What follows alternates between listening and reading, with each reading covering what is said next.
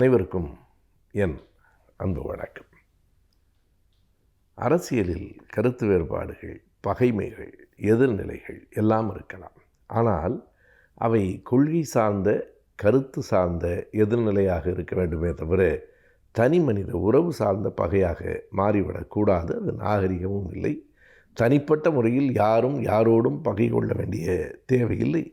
ஆனால் கொள்கை சார்ந்து கண்டிப்பாக மிக எதிரான நிலையை யார் ஒருவரும் எடுக்கலாம். அப்படி தனிப்பட்ட பகையாக அது இருக்க வேண்டியதில்லை என்பதற்கு மிகச்சிறந்த எடுத்துக்காட்டுகளில் ஒன்று, தலைவர் கலைஞர் அவர்கள் முதலமைச்சராக இருந்தபோது ராஜாஜி இடத்திலே எப்படி பழகினார் என்பதுதான். ராஜாஜிக்குத்தான் இந்த தாமர விருது என்கிற உயரிய பட்டத்தை கொடுத்தார். எப்போது? 1972ஆம் ஆண்டு. அந்த ஆண்டுக்கு என்ன முதன்மை என்றால், 67ஆம் ஆண்டு தேர்தலில் திமுகவும் ராஜாஜியும் கம்யூனிஸ்ட் கட்சிகளும் பொது உடைமை இயக்கமும் ஒன்றாக இருந்தார்கள், ஒரே கூட்டணியில் இருந்தார்கள். ஆனால் கால ஓட்டத்தில் எல்லாம் மாறிவிட்டது. 67இல் வெற்றி பெற்று முதலமைச்சராக வந்த அறிஞர் அண்ணா அவர்கள் 69இல் இறந்து போய்விட்டார். பிறகு கலைஞர் முதலமைச்சரானார். 71இல் தேர்தல் வருகிற போது கலைஞரும் ராஜாஜியும் நேரெதிராக நின்றார்கள். அந்த பக்கத்தில் காமராஜரும் ராஜாஜியும் இருந்தார்கள்.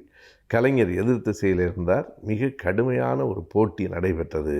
ஆனால் அவற்றையெல்லாம் தாண்டி அந்த தேர்தல் போட்டி என்பது வேறு. ஆனால் ராஜாஜியினுடைய உயரிய குணங்கள் எத்தனையோ இருக்கின்றன.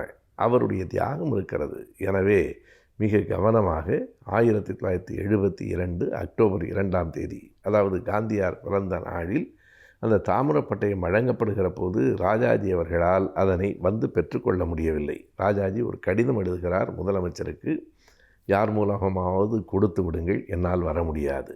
யார் மூலமாக அதனை தலைவர் கலைஞர் அவர்கள் முதலமைச்சராக இருக்கிற போது கொடுத்து விட்டார் என்பதுதான் வியப்பான செய்தி.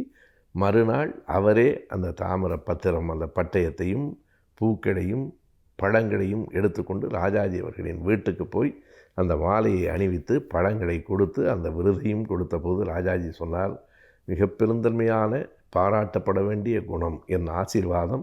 அதாவது எப்படிப்பட்ட ஆசீர்வாதம் என்றால், திரும்ப பெற முடியாத ஆசீர்வாதம் என்றார். இன்றைக்கு ஆசீர்வாதம் கொடுத்து விட்டு நாளைக்கு சாபம் கொடுத்தால் இந்த ஆசீர்வாதம் இருக்காதோ என்று கருதி, இது திரும்ப பெற முடியாத ஆசீர்வாதத்தை தருகிறேன் என்று சொன்னார்.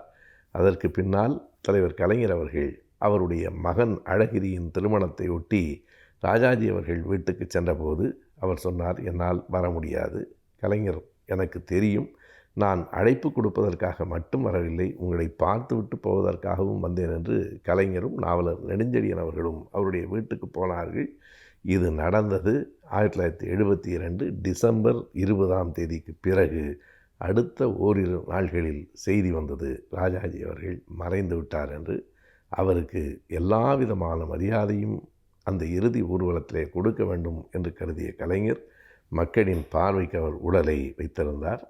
அவருடைய உடல் கிருஷ்ணாம்பேட்டையிலே எரியூட்டப்பட்ட பிறகு காந்தியாரோடு ராஜாஜி அவர்கள் மிக நெருக்கமாக இருந்தார் என்பதனால் சென்னை அடையாறிலே இருக்கிற காந்தி மண்டபத்துக்கு பக்கத்திலேயே ராஜாஜி அவர்களுக்கு ஒரு நினைவிடத்தையும் கலைஞர் அவர்கள் உருவாக்கினார். ராஜாஜி எதிர்நிலையில் இருந்தார். 71 தேர்தலில் எப்படியாவது கலைஞரை தோற்கடித்து விட வேண்டும் என்று முயற்சி செய்தார். ராஜாஜியை தோற்கடித்து விட வேண்டும் என்று கலைஞர் முயற்சி செய்தார். அவையெல்லாம் அரசியல். ஆனால் அதனை தாண்டி ஒரு கட்டம் வருகிற போது ஒருவர் மீது ஒருவர் மதிப்பு கொண்டிருந்தார்கள். அவர் ராஜாஜியினுடைய வீட்டுக்கு போய் அந்த விருதை முதலமைச்சர் என்றும் பார்க்காமல் வழங்கினார்.